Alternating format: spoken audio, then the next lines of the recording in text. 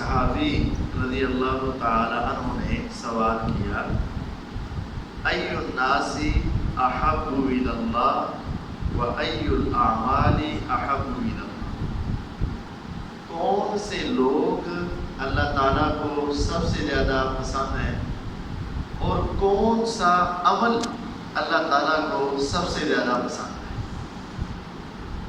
آپ نے جواب میں فرمایا، لوگ اللہ تعالیٰ کو سب سے زیادہ وہ پسند ہیں انفعہم للناس، جو لوگوں کو سب سے زیادہ فائدہ پہنچائے، جو صرف ہر وقت اپنی نہ سوچتا رہے، اپنے پیٹ کی نہ سوچتا رہے، بلکہ روئے زمین پہ چلنے والا انسان جو اپنے سے بڑھ کر لوگوں کو فائدہ دے، وہ اللہ کو سب سے زیادہ پسند ہے۔ اور پھر آپ نے دوسرے سوال کا جواب ارشاد فرمایا کہ وہ اعمال جو اللہ کو سب سے زیادہ پسند ہیں وہ چار ہیں۔ پہلا، سرور تدخلہ علی وجہ مومن، کسی مومن کے چہرے پر خوشی داخل کر دینا، یہ اللہ کو بڑا ہی پسند ہے۔ مومن کو مل کر خوش کر دینا، یہ خوشی کیسے داخل کر سکتے ہو؟ اس کا سب سے آسان اور سستا طریقہ یہ ہے کہ جب آپ مسلمان کو ملو تو خوش ہو کر ملو، یعنی جب ملو تو تمہارے چہرے پر خوشی کے اثرات ہو، تو تمہیں خوش دیکھ کر وہ بھی خوش ہو جائے گا۔ اگر تم ایسے ملو جیسے اس سے ناراض ہو، بات بھائیوں میں نا یہ پتہ نہیں کیا مسئلہ ہوتا ہے، نہ لینا نہ دینا نہ لڑائی، کچھ بھی نہیں، ناراضگی بھی نہیں، لیکن ملاقات کے وقت چہرے پر ایسے 12 بجے ہوتے انسان پریشان ہو جاتے ہیں، یار علم کیوں ہے؟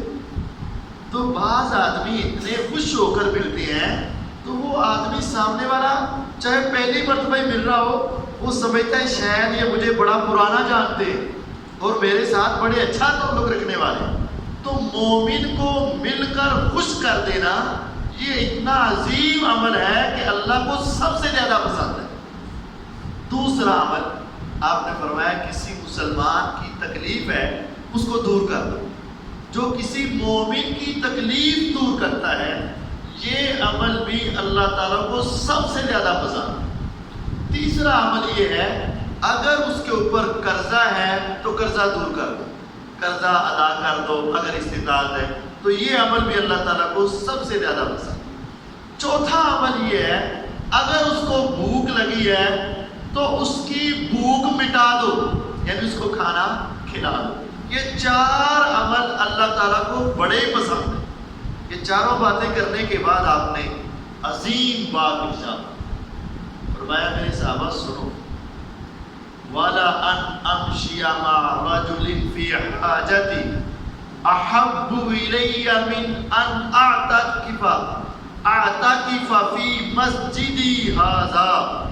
میں محمد صلی اللہ علیہ وسلم اپنے بارے میں بات کرتا، ان کا مقام کیا تھا، مرتبہ کیا تھا، اور ہم کا، ہم ان سے بہت نیچے، لیکن سارے جہانوں کے سردار یہ ارشاد فرماتے، اگر مجھے اختیار دیا جائے، میرے سامنے یہ آپشن ہو کہ یہ کر لو یا یہ، ایک طرف ہو کہ میں خود چل کر کسی مسلمان کے ساتھ جا کر اس کی حاجت کو، ضرورت کو پورا کروں، اور دوسری طرف میں محمد صلی اللہ علیہ وسلم مسجد نبوی میں اعتکاف کر کے اللہ کی عبادت میں مصروف ہو جاؤں، دو باتوں میں اختیار ہو، کعبے کے رب کی قسم میں محمد صلی اللہ علیہ وسلم اپنی مسجد کا اعتکاف چھوڑ کے مومن کی ضرورت کو پورا کرنے کے لیے ساتھ چل پڑوں۔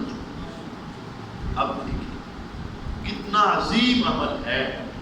مسجد میں آپ نے کیا کرنا ہے؟ اعتکاف میں قرآن تلاوت، گپے تو نہیں مارنے کی نا آپ، اللہ کی یاد، عبادت، تہجد، نوافل، لیکن آپ نے فرمایا اس کو چھوڑ کر میں مومن کی حاجت کو پورا کروانے کے لیے جاؤں۔ کیوں؟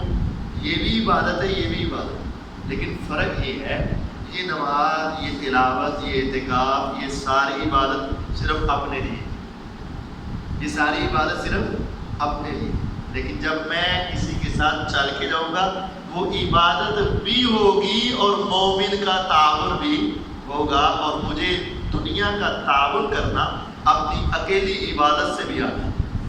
قرآن مجید میں 114 سورت ہیں، سب سورتوں کے نام اللہ تعالیٰ نے رکھے۔ فاتحہ ہے نا، اللہ تعالیٰ نے رکھے، سورۃ البقرہ ہے، اللہ تعالیٰ نے رکھے، ایک سورت کا نام ہے سورۃ النمل، نمل، نون میم لام، اس کا معنی ہے چونٹی۔ یہ کیا نام ہوا؟ چونٹی، یہ کوئی نام ہے چونٹی؟ ہاں، اصل میں سورتوں کے نام کے پیچھے ایک بڑی ریزن ہے، وجہ، سبب ہے، شان نزول ہے۔ ان صورتوں میں کوئی نہ کوئی واقعہ ہوتا ہے، تو اس پوری صورت میں ایک چونٹی کا واقعہ ہے۔ اللہ تعالیٰ نے اس کو یہ مقام دیا کہ اس کی وجہ سے سورت کا نام ہی چونٹی والا ہے۔ کیوں؟ نبی سلیمان علیہ السلام اپنے لاؤ لشکر کو لے کر چل رہے ہیں، راستے میں ایک جگہ پہ چونٹیوں کا جب گٹھا تھا، وقالت نملۃ یا ایھا النمل ادخلوا مساکنکم، ایک چونٹی دے کے کہتی ہے، وہ چونٹیوں، سلیمان علیہ السلام اور اس کا لشکر آ رہا ہے، جلدی جلدی اپنی بلوں میں داخل ہو جاؤ، کہیں ایسا نہ ہو کہ وہ سلیمان علیہ السلام اور ان کا لشکر تمہیں اپنے پاؤں تلے کچل دے، ان کو تو پتہ بھی نہیں چلے گا اور تمہاری زندگی چلی جائے گی۔ اس نے سب کو جلدی جلدی ہائی الرٹ کیا۔ اللہ تعالیٰ کو اس کا یہ واقعہ اتنا پسند آیا، اتنا پسند آیا، اللہ تعالیٰ نے اس واقعہ کو قرآن میں نقل کر دیا، قرآن کی زینت بنا۔ آخر اس کو قرآن میں بیان کرنے کا کوئی مقصد ہے نا، کوئی سبب ہے نا، وہ مقصد کیا ہے کہ ایک چونٹی نے چونٹی ہو کر اپنے ساتھیوں کا خیال رکھا، اپنے پڑوسیوں کا خیال رکھا، اپنے محلے داروں کا خیال رکھا۔ میرے اللہ کو اتنی بات پسند آئی کہ رہتی دنیا تک اس کا نام روشن کر دیا۔ پوری دنیا میں جہاں قرآن پڑھا جاتا ہے اس چونٹی کا تذکرہ قیامت تک ہوتا رہے گا، قیامت تک ہوتا رہے گا۔ اگر وہ چاہتی تو خود بھاگ کے بل میں چلی جاتی، بس بچ جاتی، نہیں، اس نے اپنے ساتھ لوگوں کی کیا کی؟ خیر خواہی، ان کو بچایا، ان کا خیال کیا، ان سے اس نے سلوک کیا۔ میرے اللہ تعالیٰ نے اس چونٹی کا عمل بھی ہمارے لیے ایک نصیحت اور بات بنا دیا۔